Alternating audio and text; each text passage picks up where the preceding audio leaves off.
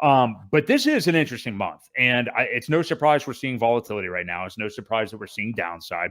Let's examine before we get into expectations about CPI and FOMC in the next couple of weeks. What we did hear from Powell the last couple of days, specifically his sparring match with Pocahontas. Well, yeah. So we've been demonetized 12 and a half minutes into the video. No, yeah, with Elizabeth Warren, who just never ceases to amaze in the, manufactured indignation acting. But yeah, so what are your thoughts on some of the things that he said? Because I think you're right. I think he gave a lot of indication that, it didn't sound great. It didn't sound terrible either, but it didn't sound fantastic. I think you're right that 50 basis points might be the way that they do go next time. But I'm more concerned with how much longer is this going to last? Will they do it again in May? Because we were thinking before that maybe this would be the last one. Now I'm not so sure. But what was your kind of impression about a lot of stuff that Jerome Powell said? Well, so first of all, I think a lot of this is theater. Yeah. I really do. I think, if I were him, I would have said, well, listen, if you guys stop spending money, we wouldn't be in this problem. And easy as that. Or, then all these senators say, well, we just get rid of you guys because they could do that too. So it's funny how they, spar back and forth with each other. And, but yeah, based on what he was saying, Jay Powell, I think we're going to see another couple rate hikes. I really do. At least two. We originally, like you said, thought that they would stop by that May meeting. Not so sure now, by the way he was talking, that we're just not where we need to be. And I can see 50 and then maybe 25 and then be done, or 50-50 be done if they get, close to the numbers of turnaround that they're looking for. But, it's such a drawn out process that all these things take so long to pan out for things to actually come to fruition. What their hikes do can take months, sometimes several quarters to pan out. So I don't know. I see probably 50 points this time and maybe 50 points the next time. That's wishful thinking. And then if they're done by then, we move on from there. Well, here's the way this lines up. So March 21st and 22nd, the 22nd is when we hear what this next rate hike is. That I don't know, and you're right. If it is 50 basis points with the fact that they only went 25 the last time in January, yeah, that pretty much no way to argue that that's not bearish. That said, if the market decides to get that into its consciousness leading up to that, it may not be as terrible as we may be thinking here right now. I mean, if we get to that point and 80% of people, according to polling, are expecting it, we may not see that much more downside. We'll have to see. I think we're going to see volatility either way. Yeah. I do think we could see some more downside for sure. But the thing I find interesting looking at this, so the start of 2023 with these FOMC meetings have actually been sparse as far as the volume of them. The first one was the end of January. Now we're going to have one almost the end of March. But now the frequency picks up a little bit. So now we're going to have Powell right now, he's forecasting out 8 weeks at some times. But in May, it's May 2nd and 3rd. So now we're only at about a 5 to 6 week gap in between. Then we go right into June, and it's about another 5 weeks. So, we went from almost an 8 week gap in between to a little over a month. So they're going to have, I think, a lot more clarity as we go into each one of the next ones.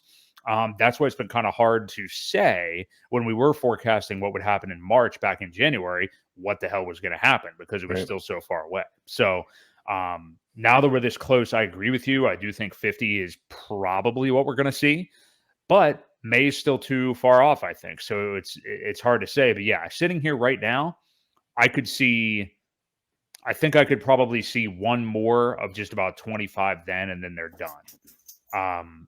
And I feel like that's probably the worst case scenario, honestly. Like I don't, or maybe 250s, like you said, Ewok. I I mean, think you think it that's a could be any worse? well, no, as of right now, I think that's a worst case. But again, it takes a while for things to play out. So, if they don't get the results that they're looking for by then, who's to say we don't have a third 50 point and then be done? It's just really hard to say. And it's really just all speculation at this point. Unless you're in those back rooms, it's really Right. hard to say. Yeah, definitely. What did you make? We'll just entertain this real quick. And I know we both watched a stream of it, but what did you make with the specifics of what Elizabeth Warren was saying to Powell? And I agree with you that it's an act and a dog and pony show entirely, Yeah. more so on her part, obviously, than Powell. But yeah, what did you make of that interaction, and what do you think is really going on? Well, she says about the jobs. I think that was what she kind of focused mostly on is, so you're telling me that, how many millions of people are going to be out of work? And I'm surprised you didn't just say, well, yeah, that's about what's going to happen. But, Right. 2 million people, was it 2 million? I Two forget the million. number. Yeah. Yeah. That's really, So nobody, in the like grand hardly scheme of things, that's not that many people. no. And there are still jobs out there. It doesn't mean there aren't jobs available. It's just some of the sectors will be, laying off, which who knows which sectors those will be. But yeah, 2 million people is really not that many people to get the rate of where they kind of need to be for this to even out. So, Right. Well, and she's gotta saying that number to her constituents, like the people that believe the type of things that she says, right. they think that that's a big number, and they don't, largely understand economics or anything like that. But to a bigger point, the idea that she and her cohorts didn't create the situation that we're in, and as Right. if Powell I'm not sitting here to defend Jerome Powell all night, but like as if he created the issue and now has to get them out of it. When Well, I mean, she would be printing money until yeah. the cows come home. Well, they're passing bills left and right to spend all this money. They want to bail people out of college. They want to spend Right. all this extra money on these different funds. And, you know, I get it. Some money does need to be spent, but that's why we're in this predicament to begin with. So, Right.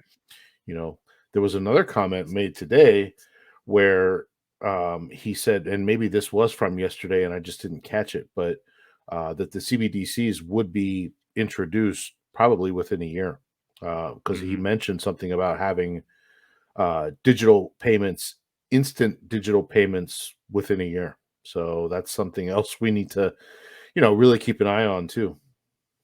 Yeah, I saw an account that is typically pretty spammy with info, but I maybe it was truthful. Maybe you saw more than I did, Ewok. But Powell said something.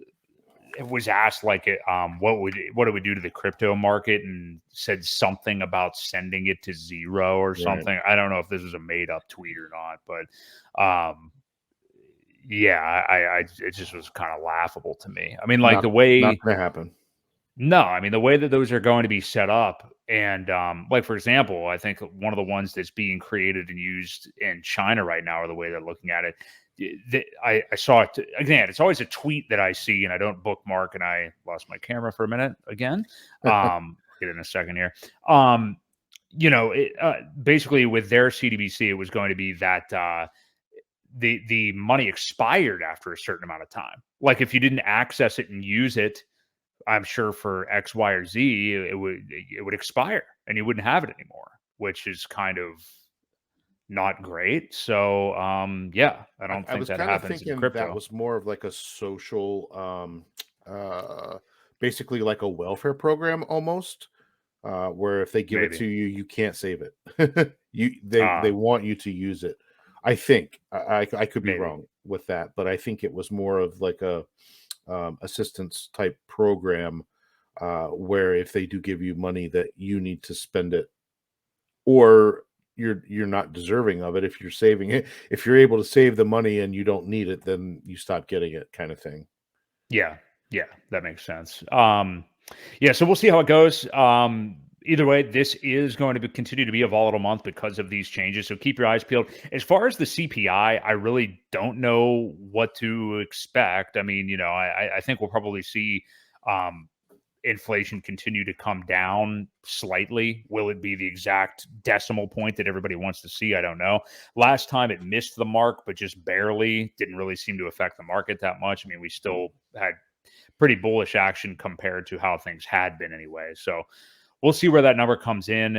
But yeah, what we would say, and again, we're not advising anybody financially, but in terms of where this market could be going this month, I would just say tread lightly as far as some of your DCAs, because, you've seen, I mean, how about last week, Ewok? We didn't even bring this up because now we have all this news coming out. But last week, I forget what day it was, BTC just had this ridiculous red candle down. I remember you texted me out of nowhere. And, it was very strange. And then we're just kind of having this action slightly more to the downside since then. So we're probably going to see this kind of stuff. I don't know about that red candle again, but we're going to see this kind of stuff the rest of this month likely. So just be careful with your DCAs. And, it's a good time to definitely have that dry powder and be judiciously getting it into the market if that's what your plans are. So